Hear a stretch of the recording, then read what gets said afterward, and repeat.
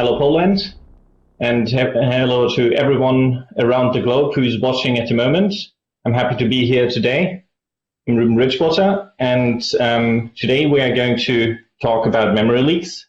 In fact, we are going to also profile a little bit on JavaScript. We are going to demystifying those, because memory leaks are often considered very difficult to handle. But do we should really fear memory leaks? Are they so complicated? Mostly they are not, and mostly it's just something that we do not often worry about, that we have to think about, because they are something that is implicitly done, the memory management, for us in JavaScript. To answer the question how we are able to fix a memory leak, first of all, we have to know what a memory leak actually stands for. And a memory leak is, I want to consult Wikipedia, when a computer program incorrectly manages memory in a way that memory which is no longer needed is not released. So we are going to allocate, for example, a string, and we are not able to release that memory on the stack anymore. And then it's going to gather up, and our application is going to crash at some point because there is not enough memory left to allocate new variables, new data types. This is how it would look like when we profile some memory usage during regular application run. And in blue line is the memory leak, while the yellow line is actually a very good application. We want our memory to be overall a flat line. It might go up and down and have some spikes in there. That's all good, as long as it will drop as soon as the application is done with a specific operation that allocated the memory and that required the memory to calculate whatever it did. But if the line is always going upwards, you know, there's clearly an issue in your application and the memory is not able to be freed anymore automatically. And we have to look into that, how to solve it. So is it possible to prevent leaks overall? Well, I would like to cite Gordon Bell in this case. And the cheapest and fastest, most reliable components are obviously those that are not there. So it is not possible to prevent them. And we are all human, we make mistakes, but that's fine. We just have to know how to overcome our mistakes, to identify them and to fix those later on. So how is memory handled in JavaScript? Because we normally do not worry about it, right? It's just done. So there is a stack memory and there is a heap memory. The stack is where our function calls are all gathered up. And as the name stack says, imagine there is a stack of all these function calls that we want to execute next synchronously. And now, and this is last in, first out memory. It's very fast, it's automatically managed, and we do not even have to worry about it in the language itself. And there is the so-called heap memory. And in this case, the heap memory is the main memory of the application. Our strings are normally in there, our numbers, and whatever data type that we imagine that we want to allocate to work in our application is at least referenced in there. If we have a look at a picture from V8, and they measure, for example, the times of in-year and the percentage of the heap memory in there, we have, for example, the JavaScript source, we have the bytecode, and we have optimized code, and strings, and so on. So all of this is in there, and we have to know when it's possible to free that memory. For that, we use something that's called garbage collection. We do not have to worry about it. The garbage collection is implicitly done, and this is a great thing. No one wants to have the environment littered, so we can always rely upon that, mostly. V8 is pretty much the state-of-the-art just-in-time compiler, and it also includes the garbage collector for JavaScript. Obviously, there are other ones, but we want to concentrate on V8 as it is the main one that is used for any Chromium-based application. And they have optimized the memory handling a lot so far. But they pretty much rely upon old standards that were there before. And they just optimize it to the very best way that is possible to handle it in a fast way and reliable way. They start off with the so-called young generation. As soon as we allocate the very first variable, let's say we allocate the number 5, and we want to multiply it with another number. Now we assign that new number to a new variable, and in this case, as soon as that's done, the original number would not have any reference anymore and is not needed. So our garbage collector could go through all that new memory that is just allocated and free that immediately as soon as there is no reference anymore. This operation is called scavenging, where you go frequently through a small amount of newly allocated memory. And when the memory survives the very first garbage collector run, it will become the intermediate generation. So we know this is not a fresh memory anymore, but it is maybe also not something that we need for a long time. But at least this time it was still used somewhere. And if it survives a second scavenge run, we are going to put it in the so-called old generation into the heap. And there we use an algorithm which is called mark sweep. This one is way more complicated, but our main memory is in there. And the young generation is very small, while the old generation is pretty much most of the memory. And it works by checking out the root object. So in JavaScript, we have in the browser the so-called window object, while, for example, in Node.js, we use the global object, and in modern JavaScript, we say global this. And it will go through all the nodes that are somehow referenced to that root object. Maybe with a recursive algorithm or with something else, that's not the point, but we only want to know if there's at least one reference through the memory somehow. And all memory that is not referenced anymore is possible to be garbage collected. So we can rely upon that very well. There are other algorithms that might be used in old garbage collectors, but this one is very likely the most efficient one. However, garbage collecting is a very difficult process at times, and sometimes it might go haywire and does not do what we expect it to do. And now we are getting to some typical memory leaks and issues that are pretty common in JavaScript. And the first one is actually not a true memory leak. The list is unordered, by the way, and it is just some without importance in the order. But yeah, so the wrong data type is a very frequent issue in applications. Let's imagine that we are handling a huge amount of numbers, and we want to handle those in an array. What a lot of people might use is to use a regular array in JavaScript, but since it's all numbers, we might also have only integers.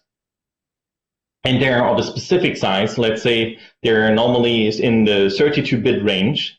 We could use a so-called typed array. And in this case, the typed array is way more efficient because we are able to use an underlying data type that does not need to know and check if the data in the array is actually the correct one. And therefore, it's faster and smaller and way more efficient. And we should always care about the correct data type for the job at hand. And the second one is also not really something that is a true memory leak as such. Sometimes with promises, we start off a lot of parallel remote procedure calls or a lot of things that we want to do at the same time, and we have no upper boundary for that. And in this case, we are going to do too many things at some point, maybe, when there are too many jobs running. So we always should care that we limit it to a specific amount while still running things in parallel. And let's say 1,000 things in parallel would be fine in JavaScript, but 100,000 is definitely a lot, and sometimes you don't see it immediately when looking at the code because it's something innocent and looking as using promise all. Now, the third one is closures, and closures are very typical in JavaScript. We have a function surrounding our regular code, and there are some references in a way connected that the garbage collector has difficulties identifying if the allocated memory is still used or not. The fourth one is file descriptors, which are leaked, which means they are not closed, and we only have a limited amount of file descriptors available. We have event listeners in a node, and this would be, for example, events, and in the front end, we have on the DOM a lot of events and that might be fired, and those might gather up. And we also have to care about those, because each time we add one, it's only a small amount of memory, but if we don't pay attention to it closely, this might be a problem on a long running application. And the sixth one is the most difficult one out of my perspective, because and this is implementation detail about V8 itself, and you have to know how the application is handling some things underneath. And this is really difficult because you have to pay attention to all the changes all the time. So let's have a look at some more detailed examples. In this case, the code should look pretty fine because we even handle our errors in case we want to open a file. Let's imagine it's not there. So it does look innocent in a way. But what we don't do is after getting the file descriptor, we are going to write something to the file descriptor, but we are not going to free it. In Node.js, we are actually still implicitly going to free the file descriptor on garbage collecting, but this is an actual problem because we have to check that on garbage collecting, and garbage collecting is something non-deterministic. We are not clear when the memory is going to be freed, and we are also not clear if the memory is at all ever going to be freed, because there is just some different situations in the application that might prevent it from being garbage collected. So we always have to close it. And this is how it would look like in a fixed version. We are allocating the file descriptor. We are going to write to it. We will handle any error that might happen. And in the end, we have the finally block. We check if the opening of the file worked properly. And if it did, then we are going to close that file descriptor. And that's very good. Okay, so the next one is reading big data in memory. So this is something relatively common. I've seen this code more frequently in applications where people did not worry too much about the file size when having a HTTP server. They just read the whole file in memory, and as soon as they receive the whole file, they will start sending that memory out to the user. However, instead of reading the whole file, we might want to start in between already, because otherwise we have to keep that memory in memory all the time up until it was fully received by the user. And now imagine that we don't only have a single user requesting the file at a time, but we have a lot of users in parallel requesting that file. And now we have a lot of memory that is read, and this is likely going to crash the application in such situations. How to fix it is to use streams. With streams, you are going to read the file chunk by chunk, and as soon as it's there, we're able to stream the data out to the user. In this case, we are going to use stream pipeline now on the read stream that we opened, and we are going to pipe it to response. And we are also going to handle potential errors here. And this is a made-up example for event listeners where you have a fake database. And in this case, the database somehow has the data event that might be triggered. And it is triggered after a write to let the user know that the write operation was successful and that it is finished. And in this case, on each request that the server receives, it is going to add one more of these event listeners to the database, and they are going to be triggered on each request before as well. and that's pretty bad. And here is the tricky one, pretty much, in the implementation detail. So we have the long string, and the long string is just a repetition of 1,000,000 times 0. But we only care about the first 20 characters of that string. What we are going to do is we slice off the first 20 characters, and then we work with the memory that we just allocated, the 20 characters. However, V8 is going to keep the 1,000,000 characters in memory. How come? Strings are not just a bunch of memory that you allocate at once. Instead, they are pretty complicated in V8. So there are lots of different string types underneath.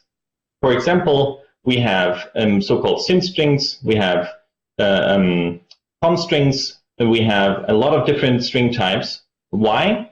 Because it is more efficient that way in 99% of the cases. So when you, for example, want to only care about a specific part of the string, we are not going to allocate a new memory, but we are just going to reference the old one and say, okay, this is going to be the start of that memory, and this is the end. And then you don't have to allocate anything new, pretty much besides the pointer and the start and the end of that one. And this can become a tree of strings, pretty much, and where you have, like, for example, also a combination of two. Well, concat, while using concat on strings, right? We have, like, say, the string 1 plus the string 2, and now we have the string 1 and 2, but it is in fact two different strings, and the upper one is just referencing the original parts. It is not going to allocate new memory for that. And we do not want to litter the environment, as I said earlier. We should really care about it, otherwise we will struggle and the application might crash at some point, as this has happened before to me in Chrome. And when you handle these errors and struggle with memory leaks, you might also be very frustrated, because this can be a very time-consuming job and really not very beneficial to you. So you might get anger issues, as this great fellow did, and we do not want to have that, right? So let's get to the most important part, how to detect and fix the memory leaks after knowing how they might occur. And so there are a couple of tools and flags that are easy to use to identify leaks with, for example, Node.js. And the first one is to use a flag that's called --inspect. And it's going to open up the inspector protocol that you are able to connect with your Chromium-based browser. And then you're able to also look at the memory easily. We have other flags, such as tracegc, which will show you, for example, what garbage collector run was just done. And we have other flags, which are called, for example, abort on uncaught exception. And why is this useful? When you use abort on uncaught exception, you will get a so-called heap snapshot. It's a heap dump of the application. And this is going to happen in case the application crashes. And when you have such a situation, you can inspect the memory at that point of time when the application crashed. And this is obviously beneficial to understand when the problem occurred, because you might notice that some specific data types are very frequent, and then you are able to connect that frequent data type to your code. Otherwise, you might worry that you are not able to identify the correct source anymore. And there are other tools such as llnode. It's also a very great tool. And there are many more. And pretty much what they are doing, they're all doing the same thing. So if you're looking into memory issues, I can also recommend to you to open up the Node.js.org webpage. And we have a site that is called Debugging Getting Started. And this is very useful to just have a look and get a good overview of multiple tools and how they work. Overall, the logic in those applications is similar, mainly. Let's get to some coding. Let's show you how this is actually done and what could happen. So I, for example, want to show you that the long strings are indeed going to close and crash the application. So I have a very big, let's use this one. I have an array that I allocate here, and I have a long string, which has a million lines, a million characters, and I'm going to also assign a slice of that very long string to the array. So let's execute it and see what happens. So I'm going to say strings crash. And after a few seconds, sadly, the application is out of memory. And as you can see, it's the same file. It's strings crash, strings crash. So this might be surprising. And people are often not aware about this behavior. So if you only need a few bytes of your string, and then you should definitely allocate it differently. And let's have a look at what the garbage collector does during this application run. I'm going to use the trace GC flag, and it will show you the so-called scavenge and mark sweep calls and that are done during the application run. This is a lot of code until it crashes. Let's make it a little bit smaller again to be readable. Let's scroll up. Okay, here's the application start, and we start off by the scavenge runs, which are done pretty quickly. They only take a short amount of time. And we have a lot of these. We only have very few mark sweep calls, right? This is a mark sweep call. And it takes much more time, and it's more complicated because we have to go through all the memory that is on the heap, and not only the small amount in the first generation that we have to look in, which is only a few megabytes big, and that we just recently allocated. There are a lot more scavenge runs up until the end, where we see the mark sweep calls are getting more frequent. How come? Well, when the application is running low on memory, it is going to try to trigger more of these mark sweep calls because overall they normally free more memory. And it is going to do that until the point where it realizes that it's not able to free any more memory. And if that's the case, it is going to crash. And it says allocation failed, JavaScript heap out of memory. It's pretty bad. We don't want that. So let's look at another example. And another example is, for example, here. And we're going to get to a very important part.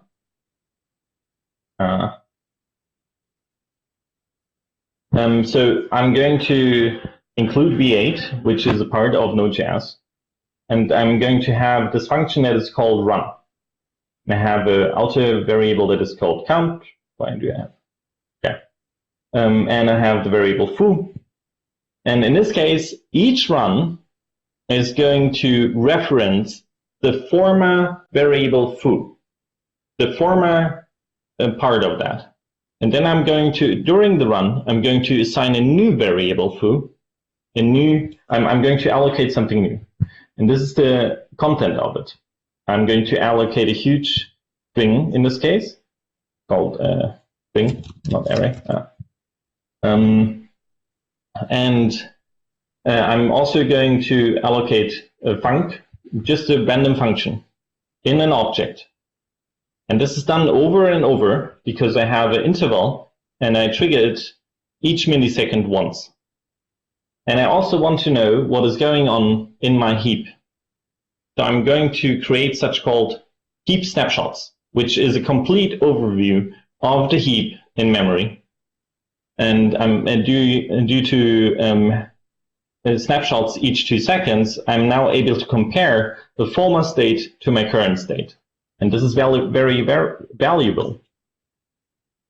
So I'm going to run the application.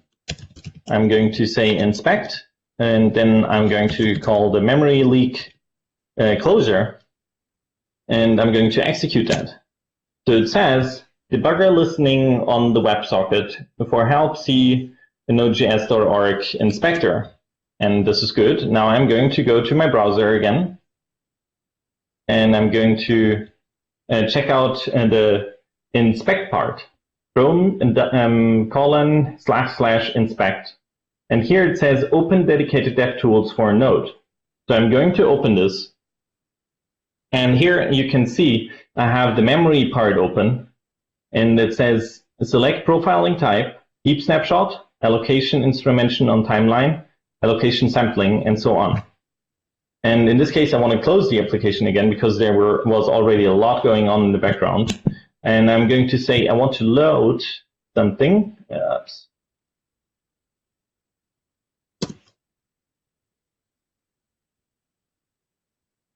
There we go. And here we have a lot of heap snapshots.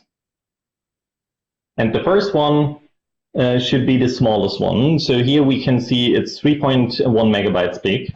And as you can see, the size became bigger over time. So I'm going to load the very first one. And then I'm going to load the last one as well. And let's have a look at only the first one. So we have a lot of things going on here. I'm going to make it a little bit bigger so that you can see properly. And here we say that we have closures, we have compiled code, we have strings, objects, a lot of data types, right? And here it says something about shallow size and retain size. And it's maybe a bit overwhelming in the beginning, but it's not that complicated after all. So we are going to mainly focus on the retain size. We want to know how much size this overall took. And we see that when we look at it closer in the closure, we see a lot of func calls, okay? And there are many of those, like really a lot of them. And then you see like the context in which the function was created in. And we see the prototype, we see the map. The map is the internal type in V8. And we see that it is compiled, lazy, built in. A lot of information about what is ongoing internally. But it's not yet easy and straightforward to identify your actual leak and what the problem is. So instead, we want to compare one heap snapshot with another. And in this case, we are going to use here not the summary, but instead we are going to use the comparison. And now it's way more clear. Because the first part, we are now comparing these two, right? We have the comparison, and now we compare it to the other one. And as you can see, the first part now is concatenated string, and there's a huge size delta. So due to that, we know that the former state of the application did not contain 4 megabytes of data that is now allocated. And now we can look at those strings. And there are a lot of strings in here. Okay.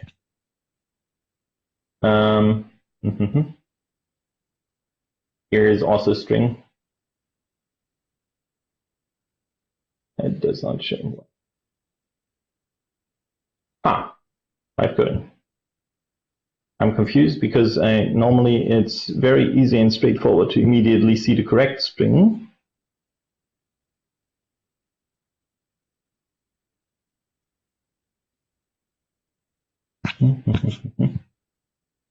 It's the wrong way around. That's why.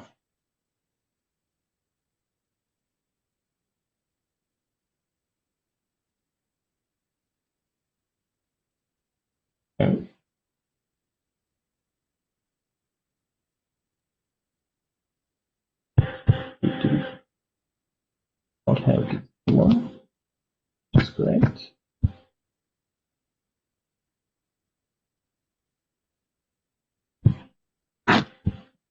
Okay, we want to show more. You have to go through show after. There we go. Okay, it's just the wrong sorting. Okay, here we see that we have a lot of these huge strings, foobar, foobar, foobar, and we have many of these. We really have a huge amount of them And when we go through the end, as you can see, there is like 140,000 almost of these strings. And when we look at them, they're always here. There is so much foobar going on. And this is not freed due to the 20 characters. And this is the actual problem in the application. So now we can look at the foobar part and see where it's also coming from. We see it's first. I used the correct, but let me check something in the code. Yeah, that is correct. Nope. First part. So here we see it's a const 1-byte string. As I said, the combination where it's combined. And well, we at least are able to see where it's coming from here. We see the function call. It's called func, and we are in an object. And this is the context. This is pretty important in this case to identify the original source. So we can now go in here, and we see the func is somewhat related to the string foobar, which is pretty big. And because we have joined a huge amount of foobar strings together. And this is somewhat, the garbage collector is not able to free that memory due to the way of the closure and the way this is just referencing each other, because we confuse the garbage collector in this case. My time is running out, so we have to go back into the rest of the talk. And to summarize, the steps to fix memory leaks. Just first of all, you have to monitor the memory. Then we want to profile the memory, as I just did. We are able to take heap snapshots, and we are able to identify the leak with the context and the content of the memory that we are looking at it. And as soon as we did that, we are able to hopefully fix the leak, because we are able to do that again. However, what we have to memorize is that memory is expensive, and heap snapshots are expensive too, because we have to create a whole dump of the memory. And if you do that during your production application run, then this is going to be a blocking operation, and you should not do that in most cases. This is only an option, like if you take, for example, from time to time on some of your processes, a heap snapshot, very infrequently, if you're desperate to find a leak there that you're not able to identify otherwise. Please always care about the correct data type. And we have a lot of tools to identify the leaks. Also, the inspector that I've just shown you will work also identical on regular applications, websites. So we are also able to track, for example, we are also able to track other parts. When we go to inspect, we're able to look at memory, and this is just the same. This is again the inspector, but we now have something that is directly related to the open website. So we are able to also take heap snapshots here, and this is going to help you identify the leak on a regular website as well, not only for Node.js. If you really struggle, only use restart of the application as a last resort. Try to fix the issue first. Don't be afraid about memory leaks, because normally, if you just stick to the things that I've shown you and use these tools, it is not going to be as hard to identify them. So thank you very much for having me. I hope you're going to still have an awesome time here at JsPoland. Stay safe. Thank you very much.